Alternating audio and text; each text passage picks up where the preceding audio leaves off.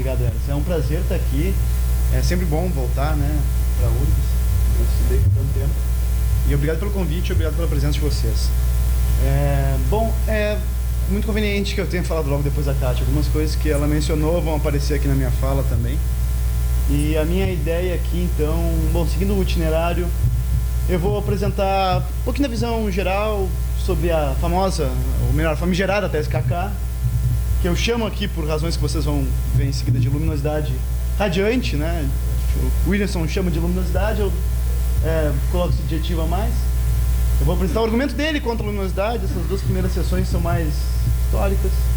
E eu vou chamar, a melhor tradução que eu consegui para esse termo, que no inglês eu usei dim luminosity, ficou luminosidade tênue, que é uma espécie diferente de reflexividade, é uma reflexidade do tipo saber como se sabe, e alguns desafios para essa concepção que eu vou apresentar. Então, o que é a tese Kaká da luminosidade radiante? A tese, o princípio Kaká, por causa do Rintka no livro e no artigo, né, basicamente inauguraram a tradição da lógica epistêmica, né, que numa versão menos formalizada, ela diz que se um sujeito S sabe uma determinada proposição, ele sabe que P, então ele sabe, ou uma versão um pouco mais fraca, pode saber que sabe que P. Então, o conhecimento de primeira ordem, que é um conhecimento proposicional, o saber que P, ele implica, ou possibilidade, né, de que o sujeito saiba que sabe que P. Né, ou, no caso, na expressão mais forte, a tese saber que P implica saber que se sabe.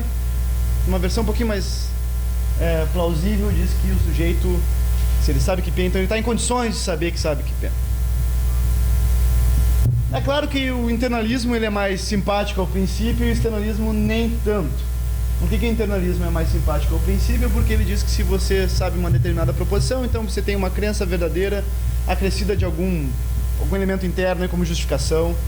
E na medida em que você obtém conhecimento, você também estaria obtendo uma espécie de conhecimento de segunda ordem, de que você possui conhecimento. O externalismo, historicamente, rejeitou esse princípio. Há argumentos que mostram que a rejeição externalista do princípio não é muito boa. O Samir Okashi tem um argumento muito bom, que mostra que, bom, em geral, os externalistas dizem que você tem crença verdadeira acrescida de uma outra condição, por exemplo, a crença ter sido formada por um processo confiável. E como você não tem nenhuma crença sobre esse processo ser confiável ou não, você não tem conhecimento de segunda ordem. Eu não vou entrar em detalhes aqui, mas é possível dizer que os externalistas de fato, o externalismo não implica a rejeição no princípio. Isso não vem ao caso, mas é interessante pensar. Bom, então aqui vem a ideia de conhecimento radiantemente luminoso. Né? A expressão do Williamson aqui é a tese da luminosidade, que eu chamo de radiante, para você dizer porquê, que para cada caso A, se em A uma condição C ocorre, então em A o sujeito está em uma condição de saber que C ocorre. É radiante porque se trata de conhecimento proposicional.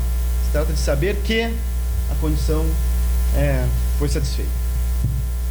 E o argumento do Williamson, o famoso argumento dele, é uma espécie de argumento de paradoxo de Soritz, né, contra a luminosidade radiante, ou como ele coloca, contra a luminosidade apenas, né, é o seguinte: é uma redução absurda de que estados não triviais sejam luminosos, e é claro que o conhecimento é um estado não trivial.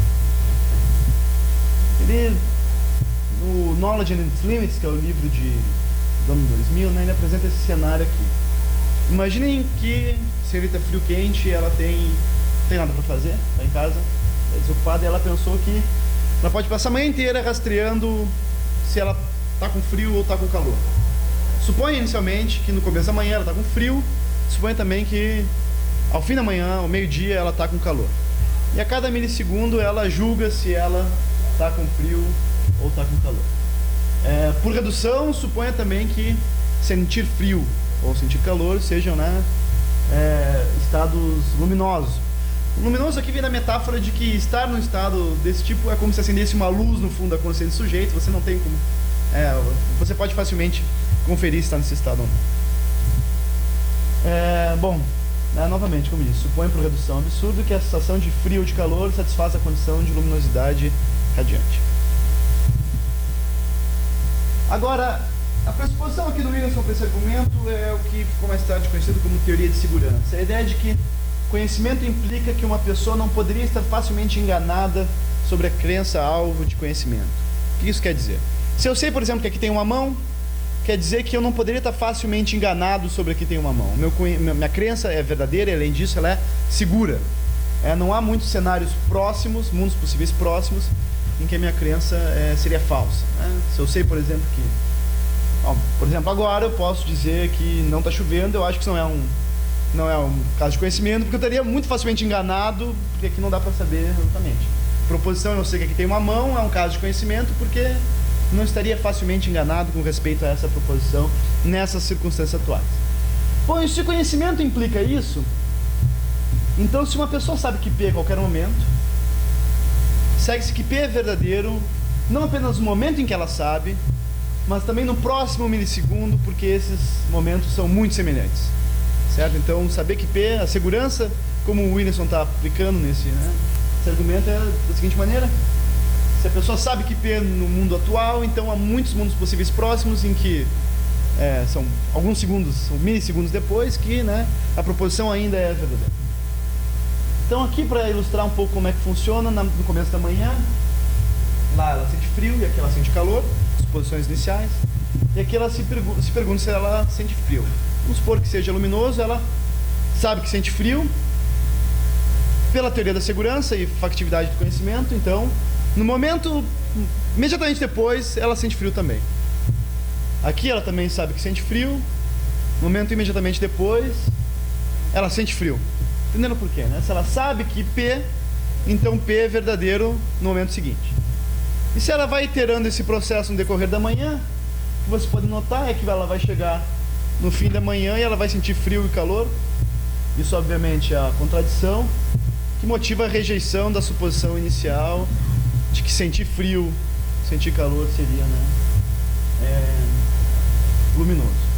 Bom, então ela itera o processo, julgar como ela se sente, então ela sabe que para cada milissegundo que vem depois do início da manhã, ela sente frio. Então ela sente frio ao meio-dia, por redução, pela contradição que esse experimento mental levou, sentir frio não é um estado luminoso. E é claro, o mesmo vale para o conhecimento. O Williamson não faz essa colocação, mas obviamente ele está pensando no conhecimento proporcional. É possível saber que P sem estar em condições de saber que se sabe que P. Até aqui eu não preciso endossar completamente isso aqui, mas é interessante pensar do ponto de vista histórico, como é que desenvolveu a discussão. A tese KK já é amplamente rejeitada, e esse argumento do Williamson parece ter sido um argumento novo que também motiva mais a rejeição da tese KK. A tese ou o princípio KK, tanto faz. KK por causa da notação epistêmica, O sujeito sabe que P, KP, então ele sabe que P, KKP. Então, o que é a luminosidade tênue? A ideia de que um sujeito, se ele tem um conhecimento proposicional qualquer, ele sabe como ele sabe. Eu vou ter que fazer algumas assunções para mostrar isso, mas eu acho que elas são, em gerais, bom, então uma expressão clara é que para cada caso A, se em A a condição C ocorre, então em A o sujeito sabe como C ocorre. Isso é diferente de saber que C ocorre, é saber como, dependendo de como você se posiciona com respeito ao debate de intelectualismo e anti-intelectualismo, vão ser coisas diferentes, é claro. Em segundo lugar, tanto o conhecimento proposicional quanto o conhecimento prático exibem luminosidade tênue. Para manter breve, eu foquei no conhecimento proposicional, mas o conhecimento prático também é fácil de mostrar como você pode... Se você sabe como fazer algo, então você sabe como fazer algo. Isso seria a luminosidade tênue nesse caso. E essa diferença aqui não é um caso de saber como... de saber que a condição C é satisfeita, é de saber como essa condição ocorre. Para isso eu preciso de mostrar que conhecimento exclui sorte, que a Kátia mencionou, É uma intuição amplamente compartilhada, pelo menos que diz respeito à verdade da crença na literatura pós-Gettier. O conhecimento proposicional, ele tem como condição, que você vai, dependendo da sua epistemologia, você vai ter que dar conta disso, que é que ele exclui crença verdadeira devido à sorte. Conhecimento, uma crença que é verdadeira devido à sorte, ela não se qualifica ao título de conhecimento. E o conhecimento prático, ele exclui um acerto devido à sorte. Também parece ser uma suposição plausível. Por que conhecimento proposicional exclui sorte? Bem, novamente, né, que o argumento do Williamson explora que conhecimento, saber que P requer ter uma crença segura de que P. E aqui numa versão um pouco mais explícita dessa ideia é a condição de segurança que o 99 o Sousa apresenta ela, um brevíssimo artigo defendendo a posição muriana, né? Conhecimento das proposições de Moore lá. Nos anos 2000 saiu o livro do Williamson também. Em 2005 sai um livro do Pritchard que reúne os trabalhos dele do período, que também defende uma condição de segurança. Existem esses autores aí da década passada aí que surgiram e apresentaram essa condição, que me parece até hoje, com algumas modificações, alguns adendos, ser a mais plausível condição externalista para o conhecimento. Claro, acho que a maioria aqui também concorda com as intuições externalistas, aqui, pelo que eu estou vendo. E ela me parece plausível porque ela explica muito bem o que é excluir a sorte na obtenção de uma crença verdadeira. Se o sujeito sabe que P, então em quase todos, ou todos, existe uma razão para ter essa diferença que não vem ao caso, todos ou quase todos muito possíveis, próximos em que o sujeito forma a crença de que P. Do mesmo modo em que no mundo atual, o sujeito apenas acredita que P, se P é verdadeiro. Ele poderia ter formado a crença em outros mundos possíveis de um modo diferente, e nesses casos talvez não fosse, né, talvez não fosse uma crença que se qualificaria a título de conhecimento. Mas desde que nos outros mundos possíveis ele exercite as mesmas habilidades cognitivas que levaram ao conhecimento no mundo atual, ele tem, né, conhecimento. Bom, isso explica porque o conhecimento proposicional exclui sorte. O que seria a sorte aqui? O sujeito tem uma crença verdadeira no mundo atual, mas que ela está ilhada. Há muitos mundos possíveis próximos em que ele teria errado. Não sei. É uma maneira de explicitar a questão da sorte. E, de modo semelhante, eu acho que o conhecimento prático pode ser explicitado de uma maneira parecida, né? O sujeito pode fazer FI, que é um acerto através do exercício de uma habilidade. Se FI não foi algo que o sujeito fez, se é algo que, né, ocorreu, não foi o exercício de uma habilidade, né? O exercício de uma habilidade tem que ser, pelo menos, no mínimo, causalmente relevante para a obtenção daquela ação em questão, né? Fazer, sei lá, pensar num caso aqui, um sujeito que acerta um cruzamento perfeito, né? Um chute no ângulo, uma coisa assim. Bom, ele exerceu uma habilidade. Mas isso é um pouco diferente de saber fazer alguma coisa. O sujeito que sabe como fazer um cruzamento perfeito, um chute no ângulo, uma ação complexa qualquer, ele tem que exibir uma espécie de exercício estável daquela habilidade. Ele tem que poder reproduzir essa habilidade em circunstâncias suficientemente parecidas em que ele obtém sucesso.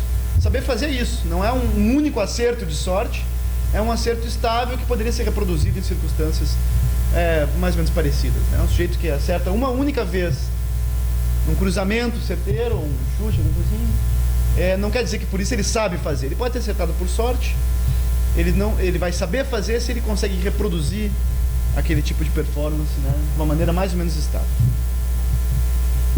E aqui é importante pensar que tem duas vertentes de anti-intelectualismo que podem ser assumidas. Eu vou assumir a mais forte, não vou argumentar diretamente a favor delas, mas elas são condições para o resultado que eu quero seguir.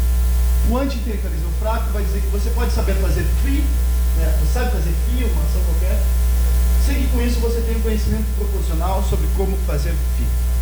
Isso é o anti-intelectualismo porque ele separa o saber fazer do saber querer. Você pode saber fazer alguma coisa qualquer sem ter nenhum conhecimento proposicional.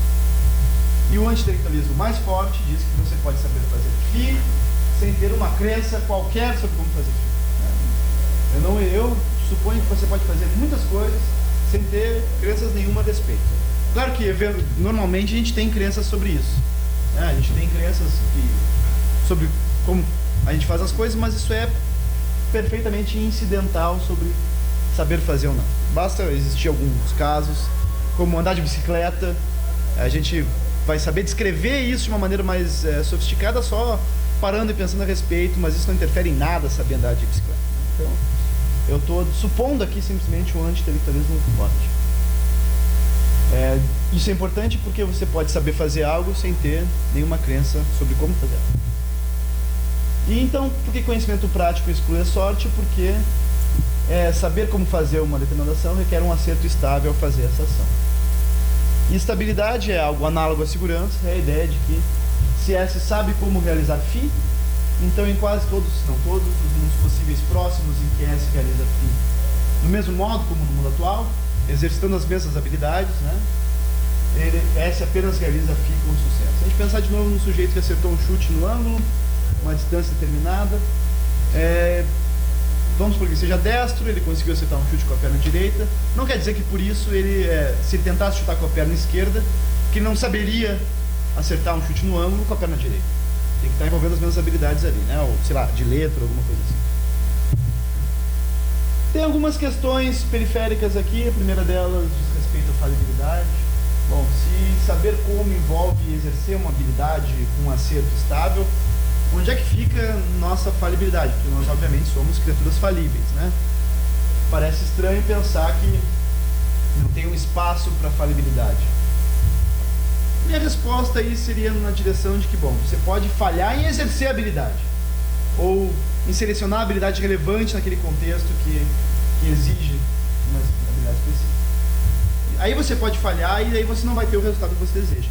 Mas uma vez exercendo a habilidade relevante num ambiente favorável, você vai conseguir acertar. Isso é a minha intuição disjuntivista sobre conhecimento prático.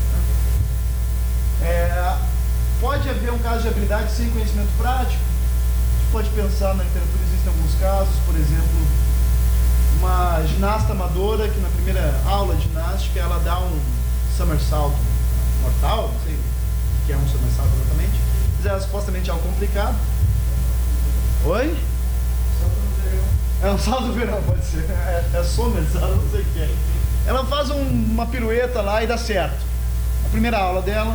Bom, ela, em retrospectiva, é óbvio que ela é hábil para fazer isso, mas talvez a gente não diria que ela sabe como fazer. A minha resposta é claro que esse tipo de habilidade ela só funciona, essa atribuição de habilidade só funciona em retrospectiva. A gente quer saber se ela poderia repetir aquilo outras vezes. Por isso que eu não acho que é um sentido significante, um sentido relevante de habilidade epistêmica, né? No sentido de prática. E você pode ter um conhecimento prático sem habilidade também. O exemplo clássico é da professora de piano, tem artrite, já não pode mais tocar piano, mas ela sabe como tocar aquelas peças, mas ela não toca efetivamente, porque ela não tem como, ela perdeu a habilidade, teria conhecimento prático. Eu estou disposto a dizer que esse caso está subdescrito, uma pessoa que não consegue mais exercer uma ação. Em certo sentido, ela ainda tem um status epistêmico que pode ser, ela consegue descrever como tocar essa ação, porque afinal de contas ela pode pensar a respeito, mas talvez ela não saiba como exatamente fazer isso, né? Então, são alguns problemas que estão aí no horizonte, mas eu acho que dá para dar conta deles. Diz respeito ao saber como, acerto e habilidade, né? Interessante pensar que o acerto aqui é só o análogo à factividade do conhecimento proposicional, né? O conhecimento proposicional exige crença verdadeira, conhecimento prático exige habilidade e acerto, né? Essa analogia aqui. O que eu quero dizer com a ideia de conhecimento proposicional, então, é tenuemente luminoso? Se o sujeito sabe uma determinada proposição, ele sabe como, ele sabe que P. E para isso é importante que ele não precisa ter nenhuma crença sobre como ele sabe que P. Por isso que o anti-intelectualismo forte aqui é uma suposição, né? Como é que isso funcionaria? Se ele sabe que P, então ele não poderia estar facilmente errado acerca de P, né? Explicação de segurança. Ou seja, o sujeito sabe uma proposição, em quase todos, se não todos os mundos possíveis próximos em que esse sujeito acredita que P, através do mesmo método que no mundo atual, P é verdadeiro. Essa é a primeira antecedente a esse condicional aqui, né? S sabe que P. E se S sabe como chegar, isso é interessante, se ele sabe como chegar no conhecimento de que P no mundo atual, se ele sabe como obter aquele conhecimento no mundo atual, como eu sei obter o conhecimento de que tem uma mão, então eu faço isso de modo bem sucedido em quase todos, se não todos, os mundos possíveis próximos. Em que tenta chegar no conhecimento de que P do mesmo modo. Isso é simplesmente a ideia de que se ele sabe que P, ele sabe como chegar no conhecimento de que P. É isso que é ter uma luminosidade tênue. Então, o conhecimento proposicional ele é tenuemente luminoso.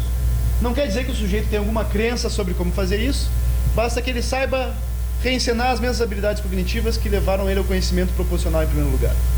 Basicamente isso que eu estou dizendo. Se eu consigo saber que aqui tem uma mão, quer dizer que tem muitos mundos possíveis próximos em que eu adquiriria esse mesmo conhecimento exercendo as mesmas habilidades. Seja lá quais forem, visão, não sei. Honestamente, aí tem um problema de qual é o método pelo qual eu obtenho o conhecimento de que aqui tem uma mão, mas vou supor que seja percepção, né? Bom, tem alguns desafios aqui que podem ajudar a esclarecer um pouco a minha ideia central.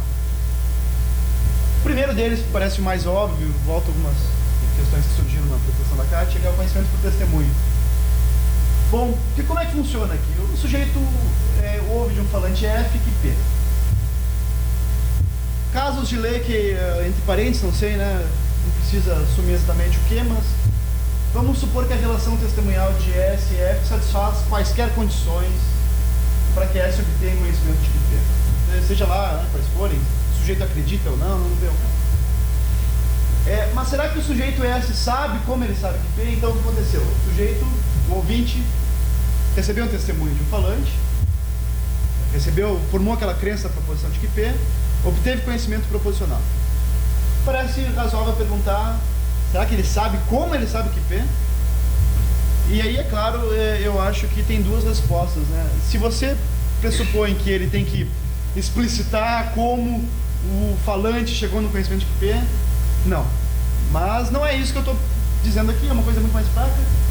Ele sabe como sabe que P pelo testemunho do falante.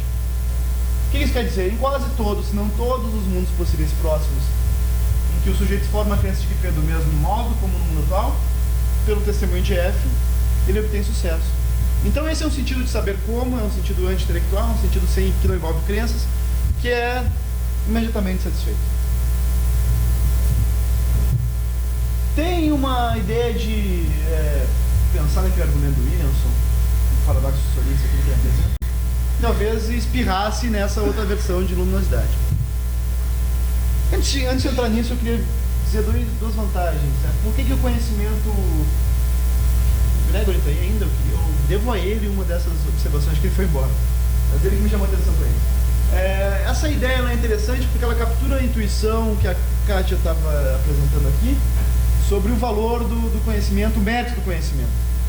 Para essa minha posição, todo conhecimento proporcional implica necessariamente um achievement, né? Uma conquista cognitiva, que é saber como se sabe. Então ela parece capturar aquela intuição de que todo conhecimento tem um mérito. E eu acho que ela cai também bem na ideia de que até mesmo o conhecimento testemunhal que você adquire por testemunho também é produto de algum sentido, o sujeito que adquire conhecimento tem mérito. Isso eu agradeço ao Gregory por ter me dito isso, por ter me chamado a atenção para essa vantagem. E a outra vantagem é que o conhecimento prático ele também é genuinamente luminoso, porque se o sujeito sabe como fazer algo, ele sabe como ele sabe fazer isso. Ou seja, se eu sei realizar uma certa ação, quer dizer que há muitos mundos possíveis próximos em que eu posso exercer essas habilidades da mesma maneira e adquirir, né, aquele sucesso da mesma maneira. A objeção do Williamson, então, eu tinha esquecido de mencionar aqui, essas duas vantagens, seria a seguinte. Pense no caso da senhorita frio-quente de novo. Se ela sabe que está sentindo frio no tempo T, então ela sabe como chegar no conhecimento de primeira ordem no tempo T. Isso é só a expressão da minha ideia, né? De que conhecimento proporcional implica uma espécie de conhecimento prático de segunda ordem. Como é que ela sabe disso? Ela volta a atenção para os seus próprios estados termais. Tá? Para e pensa, estou com frio ou estou com calor? Isso quer dizer aquela primeira proposição. Se ela sabe que está sentindo frio no tempo T, então ela sente frio no tempo T mais 1. Isso é, novamente, a condição de segurança. Né? Se ela sabe que sente frio no tempo T, então ela tem frio no tempo T mais 1. O mundo possível próximo que é suficientemente parecido com o mundo atual. E se ela sabe como chegar no conhecimento de primeira ordem de que está sentindo frio em T, então ela sabe que está sentindo frio em tempo T mais 1. De novo, parece que o argumento do Williamson leva, se ela iterar o processo, ela sabe no primeiro momento da manhã que ela sente frio, ela sabe como chegar nesse conhecimento, observando os próprios estados, né? E se ela repetir o processo, no fim da manhã ela vai estar sentindo frio e calor e, portanto, né, seria forçado a abandonar mais uma exposição. A resposta é que existe uma conexão conceitual entre saber como chegar a uma crença candidata ao título de conhecimento e chegar nessa crença. No último estado em que a senhorita frio quente sente frio, há muitos mundos possíveis próximos em que ela não mais sente frio. Ela já não está mais hábil a chegar numa crença segura, tampouco estável. Então vai existir alguns estados em que ela não vai ter conhecimento de se ela sente frio ou não. Então esse não seria, né, um contra-exemplo à minha ideia de luminosidade tênue. É isso que está dito ali em seguida. Por fim, parece ser interessante pensar no caso de Norman, né? No exemplo original, o Norman ele tem uma capacidade de clarividência para rastrear a localização do presidente. Nas condições atuais, eu mudei para uma pessoa pública qualquer, senão os caras da ABIN vão estar batendo na minha porta semana que vem, né? Perguntar quem é que sabe onde está o presidente. Então, não, isso é ficcional. Se alguém for ver isso no futuro, está registrado aqui. Oi? Pois é, exatamente. Então o Norman ele tem uma capacidade de clarividência, de rastrear a localização de uma pessoa pública qualquer, pessoa P. O Norman não tem nenhuma crença sobre ter essa capacidade, ele simplesmente acordou com ela um bom dia. Ele nem evidências independentes a favor, ele nem sequer ouviu falar disso, ele simplesmente forma crenças a respeito da posicionamento, da localização do presidente. Perdão, da pessoa pública. P. E, além disso, no exemplo do Bonjour, todas as evidências apontam para a pessoa P estar na capital do país, Brasília. No entanto, P está secretamente no Rio de Janeiro e Norman forma a crença de que P está no Rio de Janeiro. Originalmente, esse exemplo aqui foi formulado pelo Bonjour para atacar as teorias externalistas, confiabilistas, que diziam o seguinte: o sujeito sabe que P se tem uma crença verdadeira formada por um processo confiável. Então, para o Bonjour, esse cara aqui teria, o Norman, né, teria uma crença verdadeira de que P está no Rio de Janeiro, embora todos os noticiários, tudo que se fala por aí diz que o sujeito está em Brasília. E ele formou essa crença através dos seus poderes de clarividência, que seriam supostamente confiáveis. O Bonjour diz, bom, é óbvio que esse cara não tem conhecimento, tem algo de errado na posição epistêmica dele, lhe faltam razões, alguma coisa interna, mas eu acho que dá para aproveitar esse caso como um contra-exemplo de luminosidade tênue, que é o seguinte: o Norman sabe que P, mas ele não sabe como ele sabe que P. Ele nunca nem ouviu falar na clarividência dele, e ele não sabe como que ele sabe uma coisa dessa. A minha resposta aqui é a seguinte: novamente, parece que existem dois sentidos de saber como aqui, que está sendo inflacionado, sendo contrabandeado uma ideia de poder descrever esse processo. O meu saber como é profundamente anti-intelectual, é só poder reencenar quaisquer que sejam as habilidades que estão envolvidas ali. Além disso, eu acho que é seguro dizer que esse não é um contra-exemplo, porque os poderes de Norman eles são epistemicamente bizarros. Plausivelmente porque não são naturalizáveis. A clarividência, da maneira que o Bonjour descreve, é algo atípico, né? Seria uma capacidade epistemicamente segura? Será que existe um ou vários, ou pelo menos alguns mundos possíveis próximos em que o Norman é capaz de obter o seu conhecimento de primeira ordem de modo semelhante? Não está claro, basicamente, nos casos de Bonjour, que clarividência é um poder epistêmico seguro. Dessa maneira, não faz sentido dizer que ele tem conhecimento de primeira ordem de P, mas não tem conhecimento de segunda ordem prático sobre como chegar a esse conhecimento de P. Então, eu acho que o caso de Norman não é uma contra-evidência, um contra-exemplo convincente. Não é claramente um caso de conhecimento de primeira ordem, não importa, obviamente, se é de segunda ordem, não faz sentido, segunda ordem prática ou não. Era isso que eu tinha para falar aqui hoje. Obrigado.